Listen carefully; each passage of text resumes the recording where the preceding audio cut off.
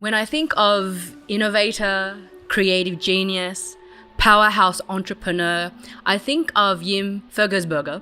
And when I think of Diem Fuggersberger, I also think of style, class, kindness, generosity, fearlessness, fierceness, determination, devotion, family, and friend. Diem is the founder and creator of the incredibly successful junior foodies range Coco Lucas and award-winning plant-based range Earth. She is also the co-founder and CEO of Berger Ingredients. If Diem and I share one non-negotiable, it is that we are flavor alchemists. Everything we create must be delicious. And it is her vision to deliver uniquely delicious, all-natural, locally sourced and nutritionally balanced meals to Australian children and Australian households. Diem's story is an incredible and most inspiring one. She and her family fled war-torn Vietnam when she was only 7 years old, and having barely survived a harrowing ordeal at the hands of pirates and the rough seas. Her family spent 15 months in a refugee camp. Arriving in Australia with no money, no belongings and no home, Diem has since risen from challenging beginnings to be a proud, passionate and fiercely values-driven businesswoman. Diem and her husband, Werner, have built a multi-million-dollar food manufacturing business, taking it from its early beginnings as a supplier of meat marinades, spices, flavor concepts, to a manufacturer of nationally distributed fresh sauces, muesli, ready-made meals. Berger Ingredients is now the supplier behind brands such as Sonoma, Peppercorn, Primo, Small Goods, Cordina Chickens, Emily de Bush, and Tiger Purrr. Diem is undoubtedly the driving force behind the factory operations, and in the years that I have known Diem, I have seen her win in 2 consecutive years the Australian Financial Review Award for Most Innovative Manufacturing and Consumer Goods Company. As well, Berger Ingredients took out the award in the small business category in the Australian Ethnic Awards. And I remember cheering her on with my big red pom-poms when she took out the Optus Businesswoman of the Year award. You will enjoy my conversation with her, with this powerhouse today, my good friend, Diem Fuggersberger. Come, sit down for a pot of tiger paratha. Yes. We Thank put a you. little bit of oat milk and a little bit of honey in this. Yes. Please, my friend. Welcome. We were saying, 2014 was when we met? Yes, and I remember I did come up to you and say, I asked you to be my friend first. Isn't it funny? Well, let me tell you, I don't think I've shared this with you before. Where were we? It was somewhere we had to catch a plane to. Yeah. And I remember waiting at the airport, and I'm quite the loner when it comes to these conferences. I like to stand back and observe. And I was observing as we were at the airport, this beautiful Asian woman dressed in stylish, I think you were wearing something vintage and stylish. It was so beautiful. And I was observing you, and then I saw so many women coming to greet you, and you were the star of the airport. And I think, I wonder who that woman is. You knew everyone. Everyone seemed to know you. And I just watched from afar, and it turns out that we were at the same conference together. Mm-hmm. And then you made a beeline for me and said, can I be your friend? Because you already said that you knew about Luke and about Red Lantern. And, yes. And I think we were inseparable at that conference. Yes, because I've always been like a huge supporter of women, and especially a Vietnamese woman. Yeah. And I've heard about the Red Lantern story, and I go, oh, I must come up and say hello to my fellow sister. And I just have so much admiration for you. So I wasn't popular. It's just that I've been to the conference the year before, so I got to know some women before you, but a lot of people really, really want to be friends with you and to support you and just to give you a lot of love. So that conference was all about, supporting and endorsing other women. So I had it was life-changing for me. Thank you for your words, Diem. And I think when you speak of words such as support and love and endorsing, you definitely embody all those concepts, all those elements, all those praises for yourself too. Thank you. Diem, I want to start the conversation by asking you Perhaps we can start at the beginning, because you have an amazing story, and it's not only that your story is amazing. I want to paint a picture so that others can see the world through Yimi's eyes. That's what I find fascinating, the world through Yim's eyes. And perhaps we can pre-frame that or frame that by starting from the beginning of where you think the beginning is. The beginning would be, when I remember the very first thing, the thing that I've learned a lot is from my Chinese grandmother. Yes. She taught me so many little things that is a foundation or a concrete of who I am today. So, and I still apply some of the good advices or rules that she's given me. So I think when I was young, I was just always knew, I always have this inner fire in me to make a difference. Yes. But I would say now I'm 51, and we go through so many changes in our life. You know, you get different stages where it was the right decision at that time. So I think many people have probably heard my story about leaving Vietnam at such a young age, and coming to Australia with no English and struggling with little things. So at school, because if I look at my life, I only really had 6 years of schooling in my life. I had a lot of gap. So I lived in the country where I attended only 1 year in school in Vietnam, and then I went abroad. So I missed all the schooling through the refugee camp that I stayed in Galang for 18 months. So my first schooling was year 4. I was thrown into year 4 without English. And then I completed year 10. So when I was young, I was such a follower. I never dare to speak up my mind. So I think all the hardships that I went through has made me who I am today. So I say, if I'm comparing of how I look at the world today, how I would do things differently today is, I look at purpose for me. I look at the vision. I look at collaboration. I look at inclusive. Yeah. I look at working for people exclusively, but it's all about, what am I going to leave a legacy behind? Yes. What difference am I going to make? So I want to, and I'm in a position now where I've been really lucky, and I've worked really, really hard, where people, I got very good partnerships. Like the work that I do is very satisfying. So that's how I see the world today. But everything I do is always evolves around fashion, food, and family. Yes. And the environment, and I love animals. So that's how I see the world today. That's how you see the world today. Was Yes. it always like that, Yim? I mean, the story, as many understand it, is that you built this incredible company from scratch, a $27 million company, and you lost it all. It's not the losing of it all that I want to focus on. It's that you rebuilt yourself again. Yep. You built yourself up again. What does that take? I mean, that would have been seeing the world very differently before and seeing the world very differently now. What does it take to be able to pick yourself up like that? What goes through your mind in these experiences, in these times? Yeah, so the business that you're referring to building up to 27 million, that was really all Werner's work. And I think I play a different... Werner is your husband? Werner is my husband. Yes. So when Werner lost everything, it was kind of like my responsibility to do the reverse role. Yeah. And then in the family, and then at that time I had 2 young children. I remember at the time 4 and 6. And I've always wanted to, it was so important for me to be a role model to my family.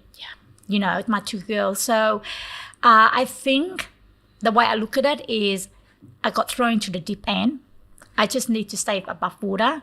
And I'm the mother of the family, so I need to really drive that boat. And I knew that I couldn't do it by myself, but I knew I could do it with a tribe of my family. So we always, one good thing is we always stick together. And I look at it that, although we lost everything, but we haven't lost our mind. Yes. Our 2 hands, our integrity. Yeah. And I really need to do something about it, and which I did. I think it wouldn't be easy. The first 3 years would be times where my stomach would turn upside down. I haven't done a business before, so I had to prove myself a lot. And there were times where it's the unknown of what can happen. So the first 3 years was, I can also fail as well. Yeah. But always in the back of my mind, option wasn't an option. I mean, failure is not an option for me. So I just had to march going. So you can say that it was really probably one of the hardest time of my life from between 2009 to 2013. That was really, really hard. Tell me about some of the sacrifices you made, Yim. So the sacrifices I made is, I had kind of like a lifestyle that was 5-6 star, and I think I've learned to swap my lifestyle. And at the end of the day, my children taught me that. Right. My children taught me. So, for example, it doesn't make a difference if you had that good life where you were, for me, if you're going on holidays, you have a choice to stay at a 5-star hotel. And my children taught me that you can do camping. Yeah. And, seeing the nature. Yeah. Because it doesn't cost you anything to go to the beach, to explore the rainforest, or to camp. And you just, little things like having instant noodle. Yeah. It's just all those memories, like you don't realize what nature can do to you. Yeah. Because, the sun, the blue sky, the rain, even I love walking in the rain sometimes. Just all those things, you don't realize nature can make you really happy.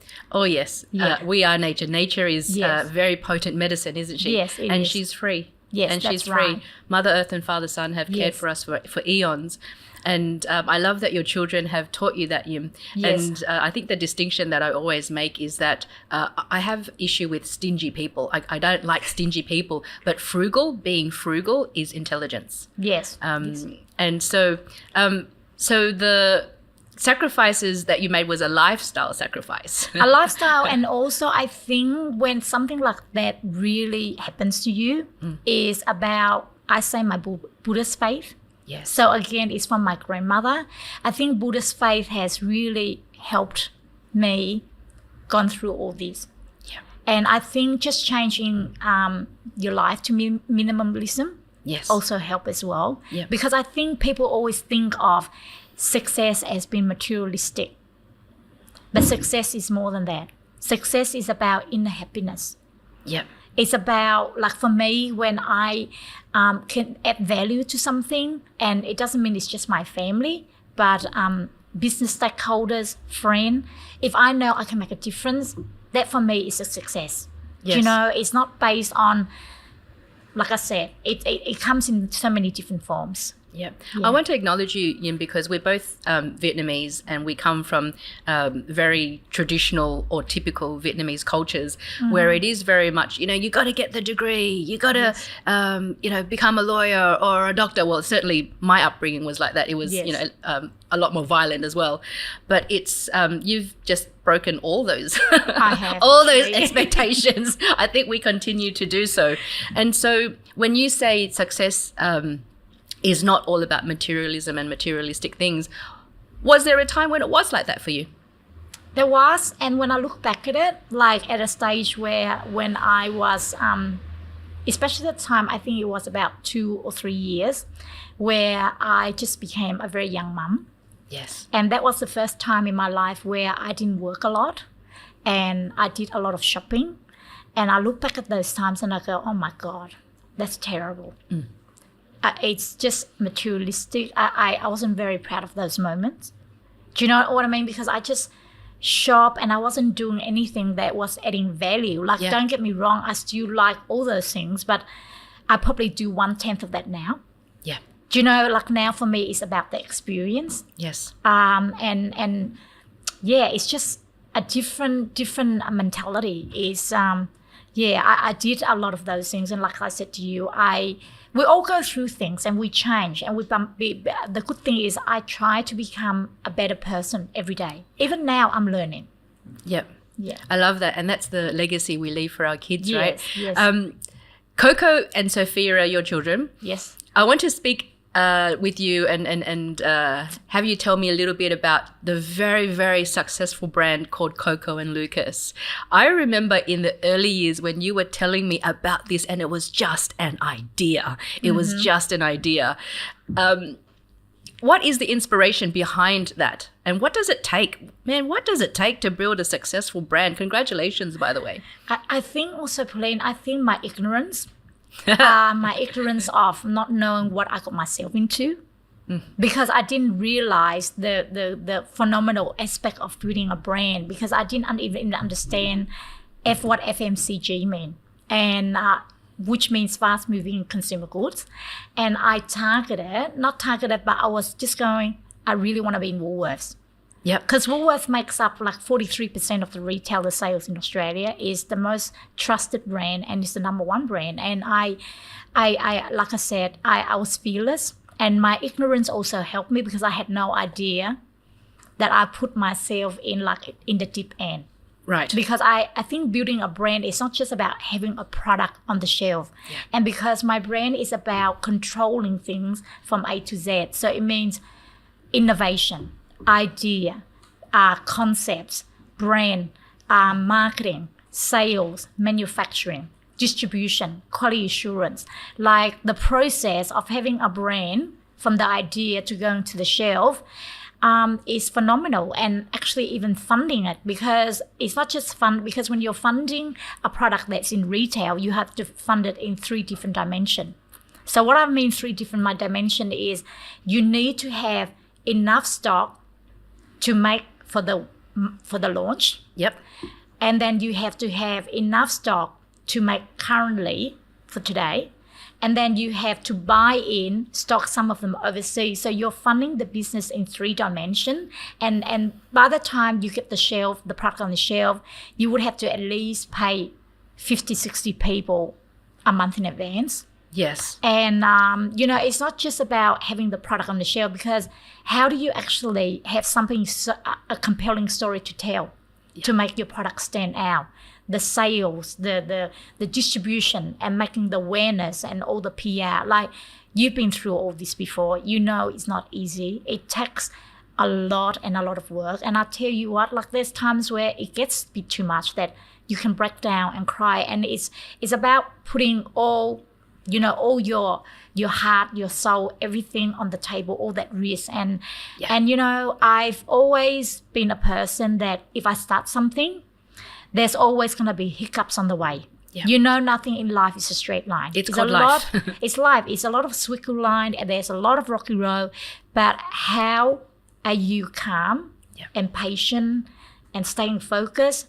Because sometimes you have a boat and it goes that way and that way. You have to know how to steer it back in the right direction. Yeah. And I think I was really glad that I had the resilience to do that. Yes. Yes. We've spoken personally about our experiences with ourselves and the people around us, about depression, about having resilience, about courage and grit, and especially hard work. Do you think all of that is a lost art these days? Yes, there is.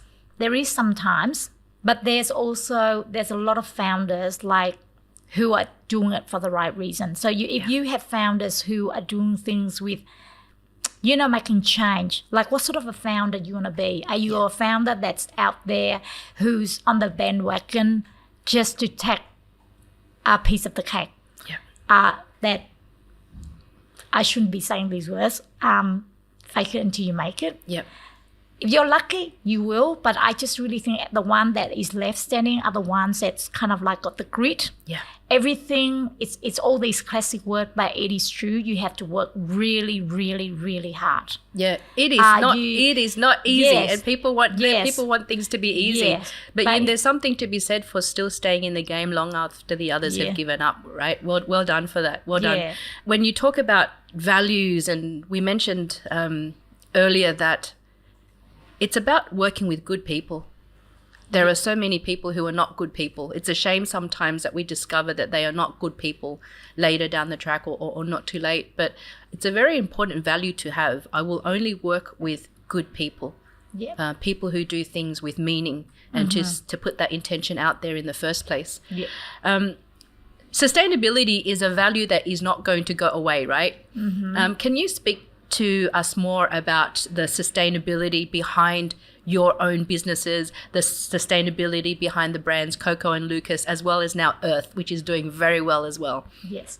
So again, I want to take back to my grandmother. Yes. I didn't know that my grandmother, she's Chinese, she lived a sustainable life. So for example, when we were young, she would always get really annoyed with me if I run the water too fast, or she'll give me a cup like this and say, go to the cafe shop and buy me a coffee, but she'll always make me bring a cup. Yes. Oh, she'll use the plastic bag 10 times.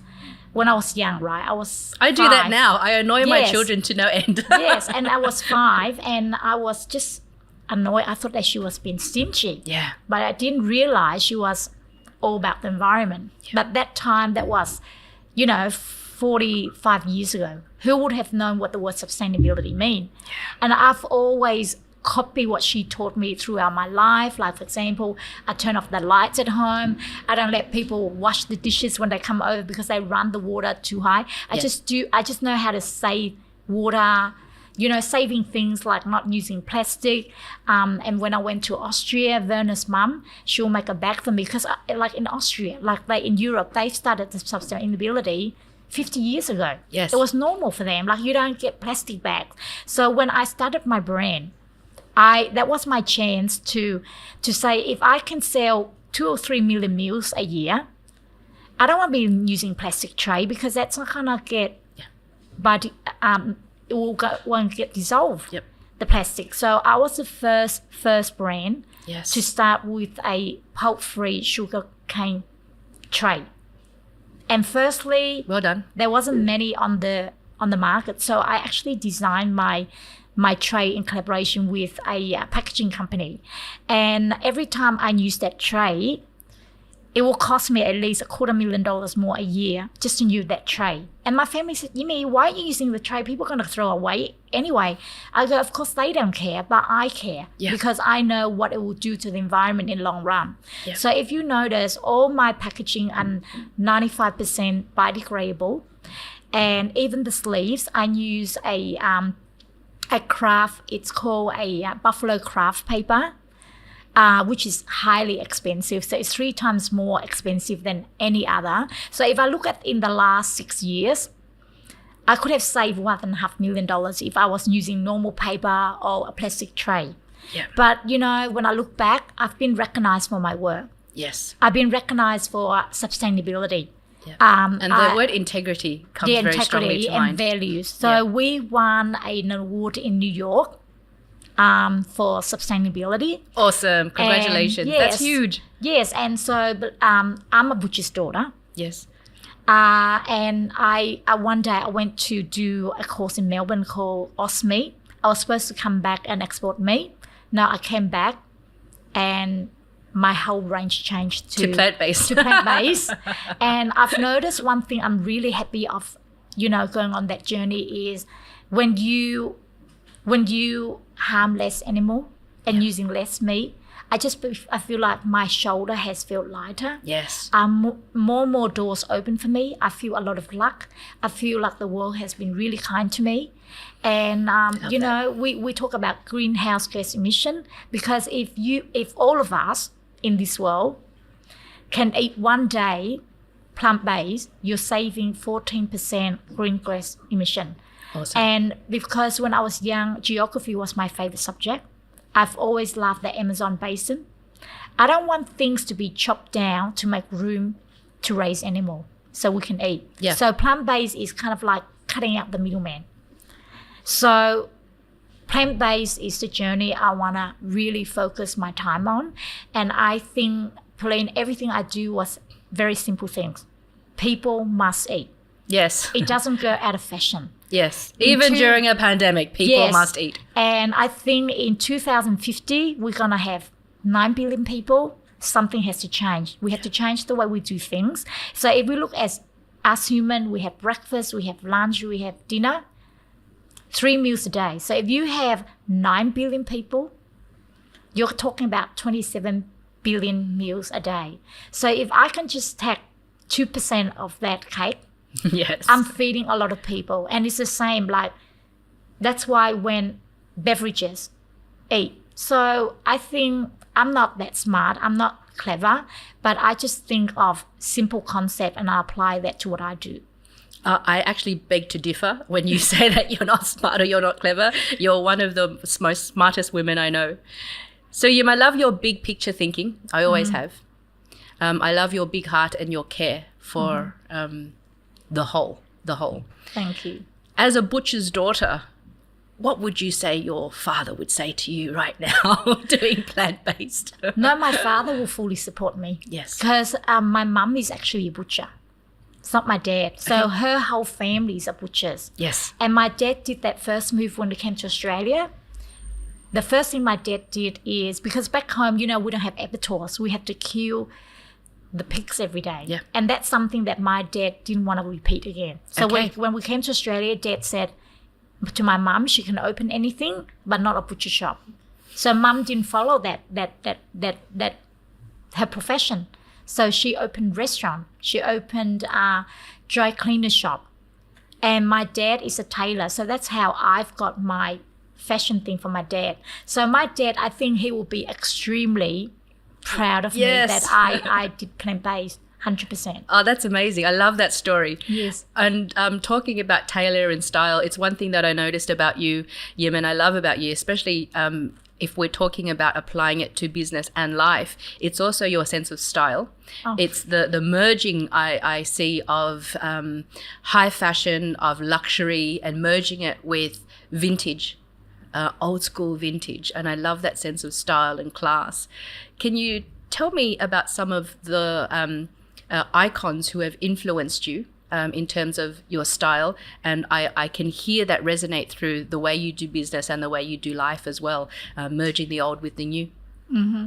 So it started with the vintage is I've always loved fashion. Like if I was to do my career again, it would be fashion, but I chose food is because I didn't have my dad on my side. Yeah. Do you know what I mean? Because my dad is a tailor. So when he came to Australia, it was so, he did it for about 5-6 years where people will have things custom-made tailored, suits. And my father is, he was always fearless and has his sense of style. Like he was very ahead of his time. So I've got that from my dad. Like my dad will teach me about, the immaculate work of workmanship. Like when I buy clothes, I look at the sewing, I look at how they sew the zipper, I look at the collars, I look at the cuffs. Like, my dad always said, Yimi, it's the fabrics and how it flows when you walk. So Dad teaches me a lot about texture and fabrics and colors, and I always knew what I wanted to wear. Like I buy things and I don't have to try it on because I know what suits my body. It started when I came to Australia. I love fashion, and the most luxurious thing my sister would take me is, remember Walmart? I know Walmart, yes. So if she got me a $20 dress from there, I would be really, really happy. And when we first come to Australia, we didn't have money. So who do you think I went to? Op Shop. Yes. So I was kind of like the little girl that wouldn't just buy a princess dress that everyone would wear, but I will come with something. So if I go to one of those Op Shop and I had one of those, $1 or $2 a day, so I will buy, I said, what can I wear that will make me, because at the end of the day, it has to be comfortable. Yes. And why is it unique? Because I've got $2 to spend. So I'll be the girl who will come in a chicken suit to a party because I want to be unique. Yes. And I think I'm so glad that at such a young age, I had that fearlessness, and I didn't really care if someone thought I was odd. But I think it comes with confidence. And I just love, the more I bought vintage and op shopping from St. Vinny's, I understand, like when I buy a piece, and sometimes I will find bargains. Yeah. Right? Of designer stuff. So I think when I look at that piece, is only a one-off. It's unique. It's history. It's got character. It's got charisma. Who did this belong to? I ask all these questions, and I love mixing a $2 top with Chanel or Balenciaga or all the designers I love. I'm not a person that would wear head to toe designer. Yeah. I think over years, I created that sense of style. So I would say my dad influenced me that a lot. Yes. Yes. The word freedom of expression, yes, or determination to express yourself comes to mind, and expressing yourself in all areas, in the areas of style, how you look, how you think in your business and your life. Yes. I love that. How would you describe your father's style then? My dad would, he would have certain brands. He's passed now, right? He's passed now. Yes. So my dad would have really a few brands that he loves, like Yves Saint Laurent, Dunhill. What's that other brand that? Very stylish indeed. Yeah, like he loves Gucci, but he would actually, again, he will op shop. He showed me how to op shop. Yes. And he'll buy a lot of new pieces every time he go to Singapore. But my dad always knew how to choose beautiful accessory.